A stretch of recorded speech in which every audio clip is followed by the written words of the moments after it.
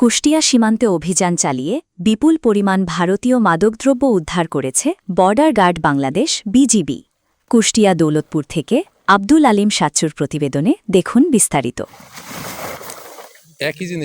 বুধবার ভোররাতে Kushtia battalion ৪৭ BGB এর অধীনস্থ জামালপুর বিওপির একটি টহল দল এই অভিযান পরিচালনা করে। বিজিবি সূত্রে জানা যায়, গোপন ও নির্ভরযোগ্য গোয়েন্দা তথ্যের ভিত্তিতে আনুমানিক রাত ১টা ৩০ জয়পুর মাঠপাড়া এলাকায় অভিযান চালানো হয়।